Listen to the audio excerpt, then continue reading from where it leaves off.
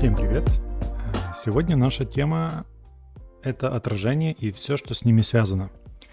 На примере этой сцены я покажу 3 вида отражений и разберем все их настройки, как они влияют и где какие лучше использовать. И в конце также рассмотрим отражение с помощью рейтрейсинга. Поехали! Первым в списке у нас идет Cube Map Reflections. Это отражение с помощью таких Cube Map. Это здесь во вкладке Visual Effects у нас есть Box Reflection Capture и Sphere Reflection Capture. Для того, чтобы удостовериться, что они вообще будут работать, нам нужно быть уверены, что у нас есть материалы, которые смогут принимать отражение. У меня тут огромная стеклянная стена, которая хорошо отражает, телевизор будет отражать, кожа на кресле. Я удалил со сцены все, что отвечает за отражение, то есть вы видите, что все материалы полностью матовые, даже стекло. Вот. Начинаем с того, что мы просто в сцену вытягиваем сферу отражающую. Я нажму кнопочку G, чтобы видеть ее. Это так званые Sphere Reflection Capture. Что они делают? Вот у них есть радиус, стоит 3000. Все, что попадает вот в этот радиус, эта сфера фотографирует и потом проецирует на объекты, которые отражают в сцене. Так как эта сфера, конечно, отражения у нас будут искажаться, как вы можете видеть. Чтобы лучше всего работали отражения, нам нужно пользоваться схемой иерархии, которую предлагают сами Epic Games. Выглядит она приблизительно вот так. Одна большая сфера, которая покрывает всю сцену. Потом сферы немного меньше, которые покрывают отдельные комнаты. И самые маленькие сферы с маленькими радиусами стоят в точках интереса, в точках, где есть какие-то отражающие объекты, возле зеркала, возле каких-то блестящих предметов. Ну и в принципе все. Есть у этого метода недостатки. Это то, что он статический, то есть мы запекаем отражение, и если есть какие-то движущиеся объекты, или мы будем потом, гуляя по нашей сцене, менять материалы, в отражениях они меняться не будут.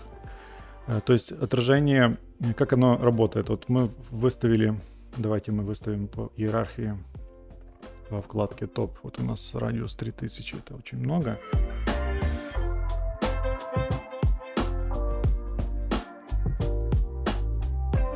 Я думаю, для демонстрации будет понятно.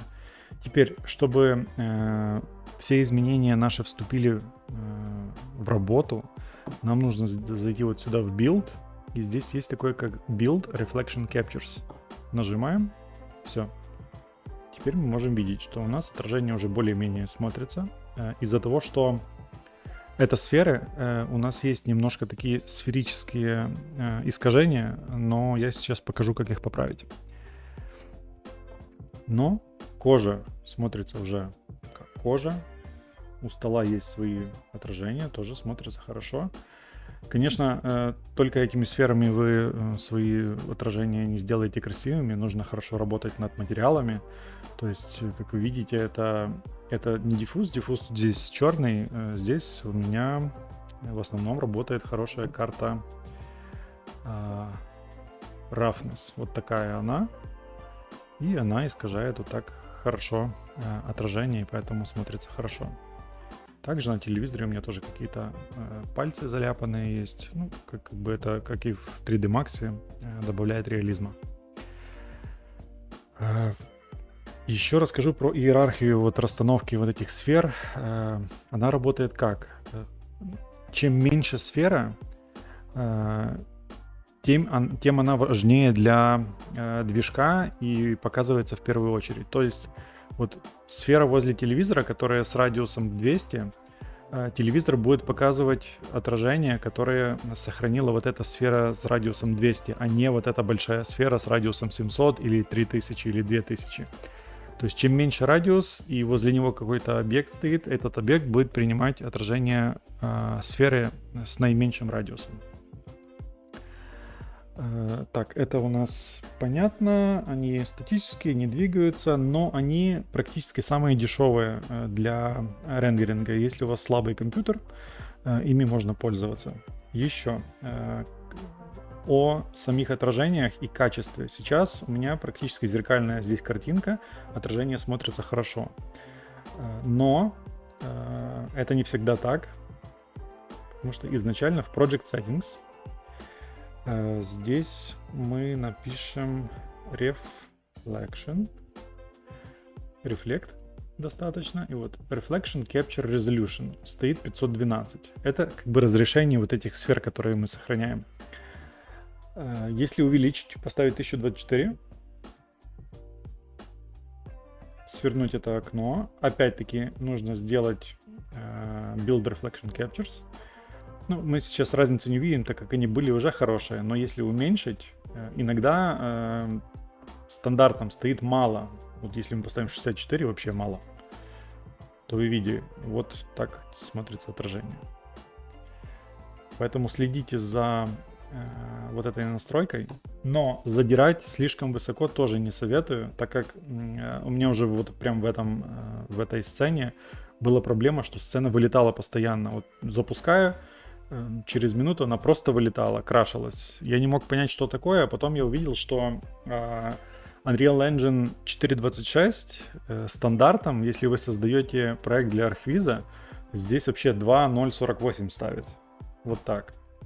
И видите, я сейчас на ноутбуке, оно пишет, что out of memory, trying to allocate, окей, сцена вылетела. Так, я открыл наново сцену. Вот. Еще один маленький такой лайфхак.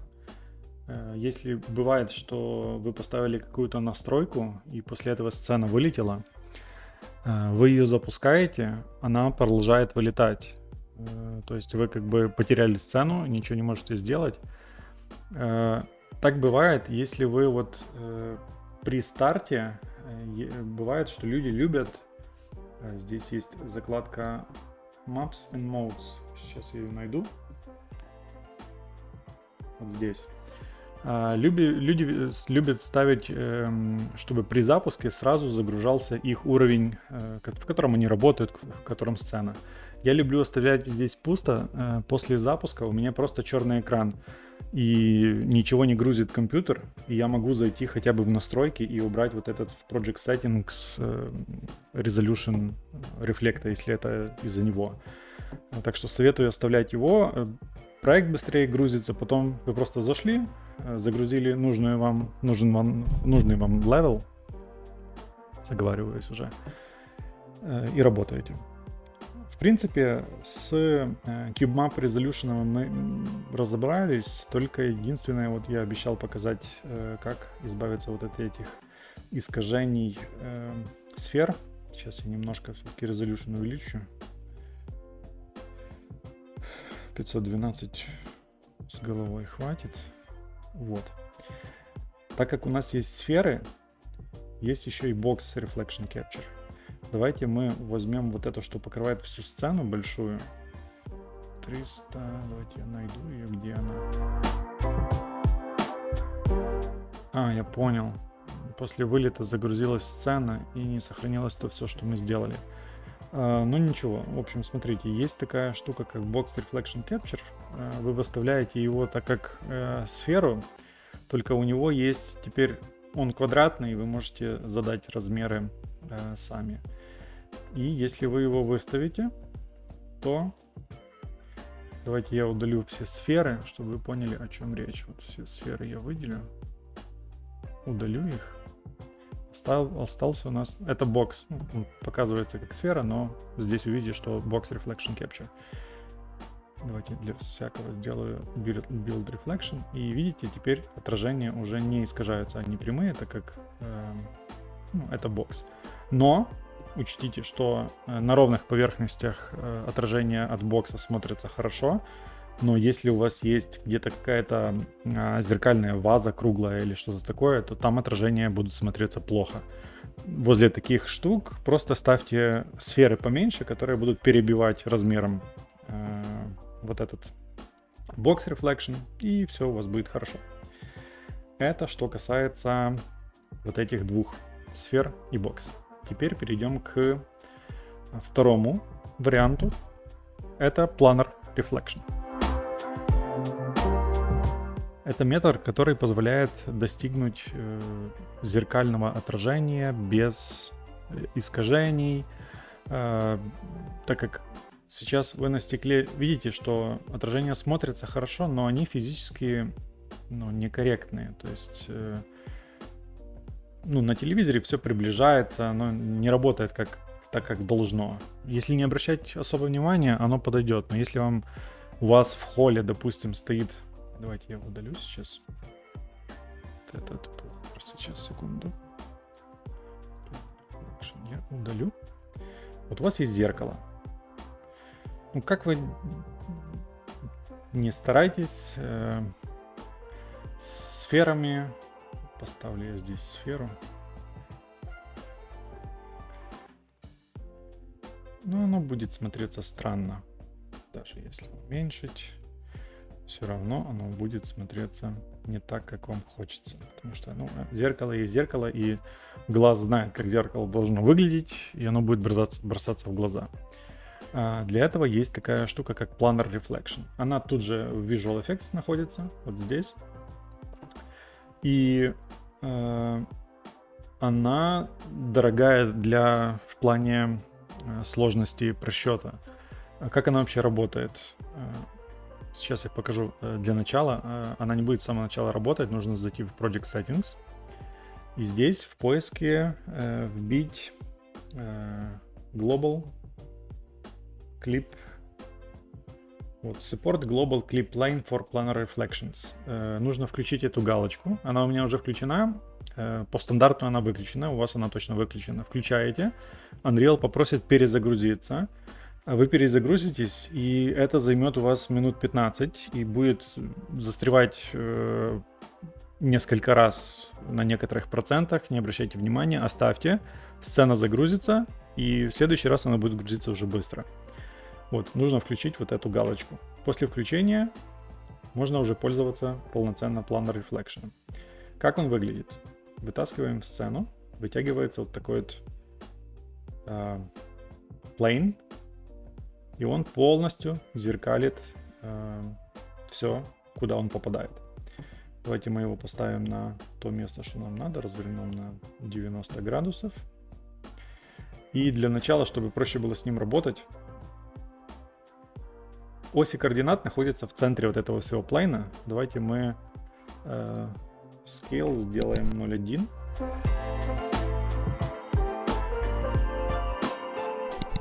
Примерно вот такого размера. Пусть будет.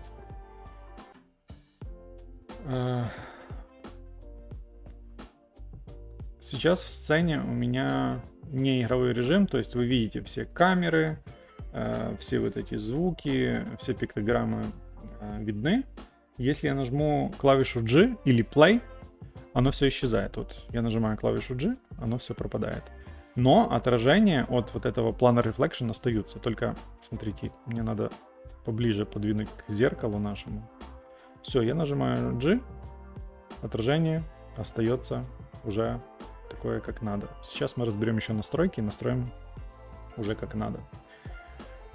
Вот здесь справа есть настройки. Если мы сделаем его пошире, пропадут всякие искажения, так как тут есть настройка Distance from Plane. Сейчас покажу. Вот. Fade Out Start и Fade Out End. Что оно делает? Давайте я вытащу вот сюда этот plane, чтобы было понятно. Вот видите, вот здесь есть край плейна,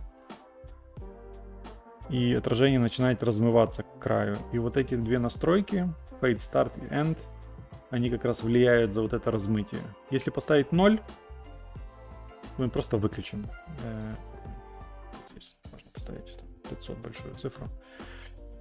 Мы просто выключим это значение, и ничего не будет размываться. Это если надо сэкономить немножко на производительности. В принципе, я еще не сказал, как вообще работает вот этот Planar Reflection. Все, что попадает, если у вас в сцене есть хотя бы один Planar Reflection, ваша сцена рендерится 2 раза. Поэтому оно может тормозить. Если у вас их 2, ваша сцена рендерится 3 раза. То есть каждый Planar Reflection еще раз рендерит полностью вашу сцену, чтобы вы могли видеть вот эти все отражения. Но плюс это динамичное отражение, то есть если вы что-то меняете в сцене, оно тоже меняется. Если у вас даже будет здесь персонаж бегать или какой-то что-то прыгать мячик, оно будет тоже в отражениях показываться. Смотрите, сейчас вы видите, что отражение не совсем такое, как хотелось бы, так как вот здесь есть Screen Percentage. Сейчас стоит 50%, если мы ставим 100, получаем чистенькие отражения, уже такие, как надо. То же самое мы можем использовать, вот у нас есть вот это стекло, мы можем этот plane перенести на наше стекло. Давайте я его разверну. Если вам очень надо, чтобы это стекло отражало прям как четко, как зеркало, ставите приблизительный размер, это ни на что не влияет. Главное, вот смотрите, у плейна есть толщина. Просто, чтобы приблизительно попасть в ту плоскость, которая должна отражать. И если мы нажимаем клавишу G, все, наше стекло отражает как нормальное зеркало, так как оно должно отражать под большим углом. Мы видим, все работает как надо. Вот это Planar Reflection. Все вот эти настройки, которые здесь есть, они в принципе не особо важны. Только если вы видите, что отражение как-то странно размывается по краям, вот этот Fade Out End просто убираете в 0, потому что вот если я его поставлю 100 или больше, он будет просто начнет, вот вы видите, что размывается отражение. Это чуть-чуть уменьшает нагрузку, но оно и качество урезает, так что я бы не баловался, просто поставил здесь 0. Нажимаем клавишу G, все, плейн наш пропадает, и отражение остается уже идеально зеркальным. Смотрите, если вы продолжаете работать над проектом, и вам нужно видеть вот эти все камеры, выделять что-то, но вот этот плейн очень мешает своим присутствием. Здесь есть галочка Show Preview Plane. Вы ее убираете, и все, он исчезает. Единственное, вы не сможете его выделить во вьюпорте, придется искать его вот здесь, в аутлайнере. Ну, здесь просто набираете планер, выделяете, и можно включить его видимость назад. Это такие, в принципе, две важные настройки. Это Screen Percentage, чтобы отражения были качественные. И вот эта галочка. По Planar Reflections, в принципе, все. Пробуйте. Попробуйте, поставьте 3-4, увидите, насколько падает ваш FPS. Вот давайте у меня проверим. Ну, у меня довольно мощный ноутбук, и вот этот один Planar Reflection ничего не решает, так как у меня просто на 60 кадрах залочен FPS, то что с планером, что без, он тоже будет 60, так и будет висеть. А вы у себя проверяйте, пишите в комментариях, что у вас получается. И переходим к последнему, у нас предпоследнему варианту. Это Screen Space Reflections. Теперь пришел черед Screen Space Reflections. Это, в принципе, то, чем больше всего вы будете пользоваться. Сейчас я покажу. Он включается в Post Process Volume. Такой у вас должен быть, так как в нем мы... Так, вот тут вот у нас мы контролируем всю экспозицию, все наши постобработку в Post Process Volume. И тут же включается у нас Screen Space Reflections. По самому названию Screen Space это как бы в дословном переводе то, что попадает в экран. Сейчас я объясню. Тут тоже свои нюансы. Давайте мы уберем наши сферы, которые отражают. Сейчас я их найду. Их нет, у нас только бокс. Давайте его удалим. Все, у нас как бы в отражении в сцене опять нет никаких. И мы заходим в Post-Process. Post-Process Volume. Идем вниз в закладку Rendering и ищем Reflections. Вот тут у нас стоит Screen Space Reflections и есть его настройки. Интенсивность стандартная, она в принципе стоит 100. Но оно работает в связке с сферами. Давайте мы вернем наши сферы. По-быстрому я их накидаю.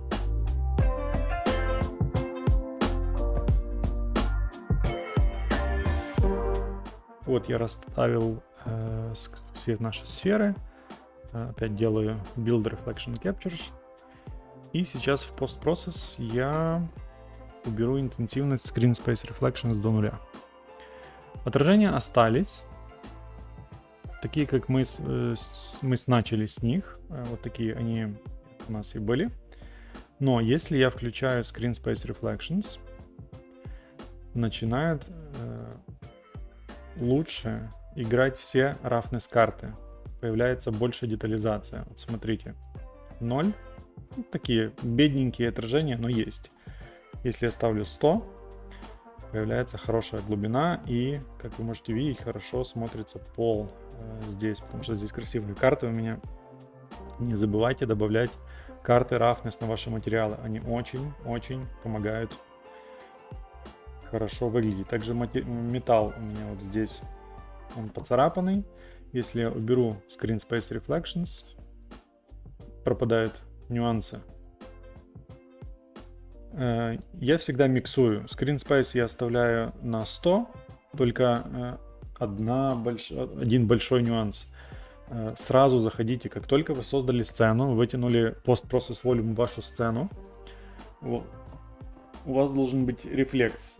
Растянуть Post-Process на всю сцену, экспозицию отключить автоматическую и зайти в Screen Space Reflections, и здесь стоит 50%. И смотрите, что получается. Если поставить 50%, это стандартная настройка. Вот так у вас все скрыто, ничего как бы вы ничего не видите, и вы не можете понять, что такое. Смотрите, как странно смотрится отражение. Это из-за вот этой настройки в 50. Как только я ставлю 100%, сразу становится красиво. И Max Roughness, ну это чтобы отражение, тут тоже стоит 0.6, по-моему, по умолчанию. Просто чем больше roughness, чем ближе оно к единице, тем матовее отражение. А Unreal очень не любит матовые отражения, переломления. Не то, что не любит, но ему тяжело их считать, производительность падает. Поэтому они как бы ограничивают все, что выше 0.6, оно просто будет считаться как 0.6. Но мы ставим единицу, так как мы хотим, чтобы было красиво. Вот. Так отражение смотрится со Screen Space Reflections. Если мы его выключим, становится плоско, так как практически выключаются все roughness карты. Они не выключаются, но они очень урезаются. Хорошая связка — это наши сферы, Box Reflections Capture и Screen Space Reflections на 100% обязательно.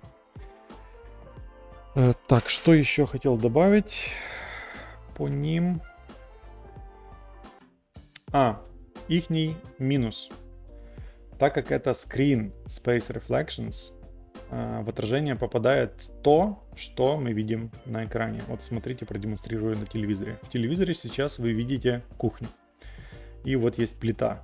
Как только сейчас я ухожу от плиты, и она все, что исчезает вот с этого края, с экрана, сразу исчезает из отражений. Смотрите, я ухожу, отражение пропадает. Сразу мы видим только то, что попадает в сферу, Sphere Reflection Capture. То, что мы видим, то отражается. Вот это и есть Screen Space, то, что мы видим в экране. Ну, как бы оно миксуется хорошо с сферами. Если их хорошо расставить, набить руку, это даже видно никому не будет. Это если, я думаю, вы даже бы не заметили, если бы вам про это не рассказал. Это хорошо работает на полу, так как пол мы практически всегда видим.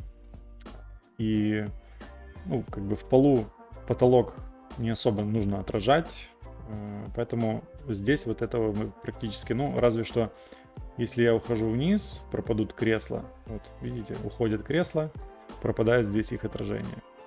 Ну, это реально, вы этого не заметите. Просто теперь вы про это знаете и будете постоянно об этом думать. В принципе, по стандартных отражениях это все. Тут никаких больше настроек нет. Тут все зависит от ваших материалов. Хорошо расставляйте сферы, делайте акценты. Если у вас есть красивый декор, поставьте возле них сферы. Вот у нас мелкий декор, берем сферу, кидаем ее сюда и поставим здесь очень маленький какой-то там 50 радиус. Build Reflection Captures. Все. В бутылке отражается уже все лучше. Если мы удалим, отражения меняются, они становятся хуже, так они детальнее. Ну вот так умывальник у нас отражающий, тоже к нему можно сферу, если вы хотите на нем акцент сделать. Давайте сделаем build. Есть. Вот тут такие отражения, что особо ничего не поменяется, но просто знайте, что если есть какой-то сервиз, блестящие ложки-вилки, возле них можно поставить сферу поменьше, чтобы она просчиталась хорошо и там были красивые отражения детальные. Так, ну и напоследок наши RTX отражения. Давайте посмотрим, как их включить. Так, для того, чтобы включить RTX отражение, нам надо вообще включить как бы поддержку самого RTX. Нужно зайти в Project Settings. Внизу во вкладке Windows, здесь, где Default RHI, нужно выбрать DirectX 12. Выбрали. Дальше просто в поиске пишем Ray Tracing. Включаем. Оно также просит включить настройку Skin Cache. Говорим Yes. Просит перезагрузить, пока не перезагружаем. Так как нам еще... по-моему, нет, больше ничего не надо. Перезагружаемся. Это займет опять некоторое время. Так как... Сохраняем. Ребят, сцена перезагружалась 10 минут, я засек, и сейчас опять еще идет после включения RTX компиляция шейдеров, которая займет еще, наверное, минут 10. Вернемся после этого.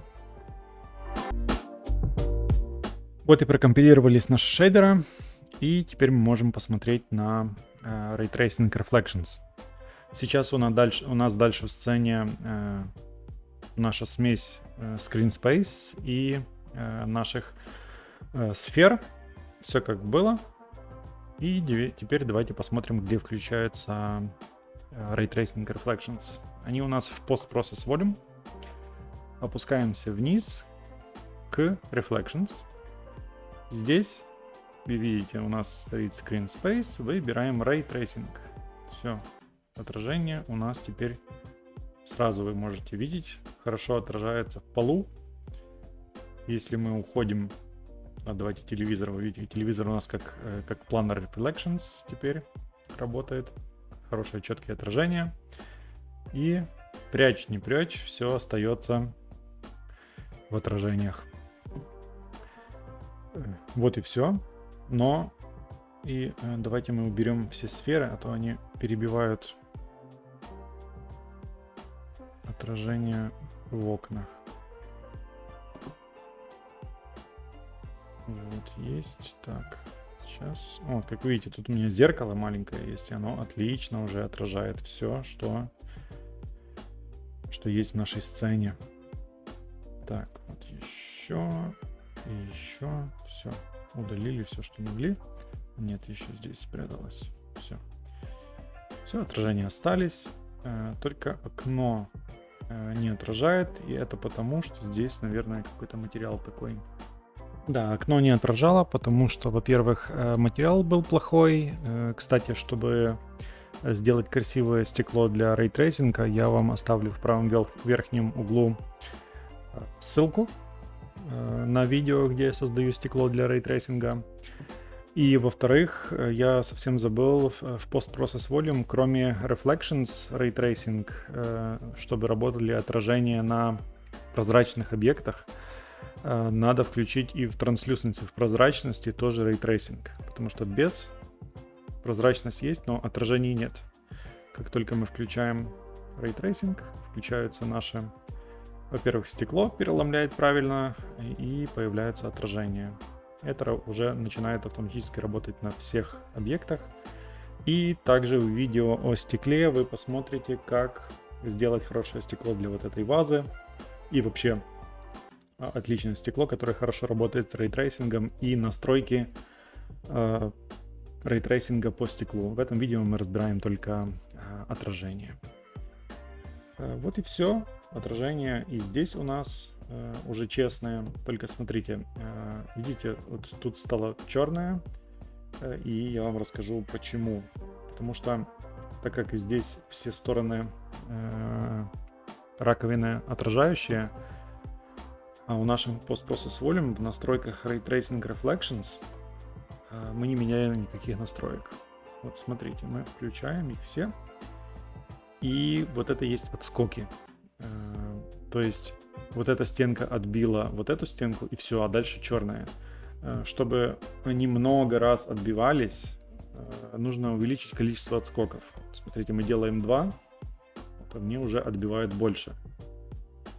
Мы делаем 3, они стали еще светлее. Мы ставим 10, уже не влияет. То есть, допустим, я думаю, что 2 для вот этого материала достаточно. И оно уже отражает как и должно. Например, также на полу мы можем видеть разницу с одним отскоком, с 2 отскоками только. Нет, вот на черных ножках мы видим разницу. То есть пока в нашей сцене разница только между одним и 2 отскоками. Давайте проверим еще кожу. Вот есть кожа. Ее, конечно, можно чуть-чуть поднастроить под рейтрейсинг по-другому. Но мы этим не будем заниматься. Мы будем работать с тем, что у нас есть. 1 отскок, 2 отскока, 3 отскока. Нет никакой разницы, только чуть-чуть светлее становится с 2. Оставим 2 отскока. Вот для этой сцены, в принципе, достаточно 2 отскоков. Теперь по производительности. Смотрим. Show FPS. Все. Урезала нам 30-35 FPS с включенными рейтрейсинг отражениями и переломлениями. Выключим переломление. Плюс 10 кадров почти. Ну и, конечно, выключаем. Становится опять 60. То есть самые прожорливые по производительности это, конечно, рейтрейсинг отражения, но они и самые реалистичные. Также вот давайте пойдем посмотрим на наше зеркало, и оно вообще работает идеально, как и должно работать, без всяких планеров, без ничего. Тут ничего нет никаких Planar Reflections, здесь просто работает чистый рейтрейсинг. В принципе, все. Ребят, задавайте вопросы. Я думаю, вопросы будут. Пишите. Пожелания пишите, вопросы пишите, пишите, что у вас получается, не получается, все решим. Я люблю помогать, поэтому чем больше комментариев, тем больше моих ответов и больше новых видео. Пробуйте, а мы с вами встретимся через секунду в следующем видео.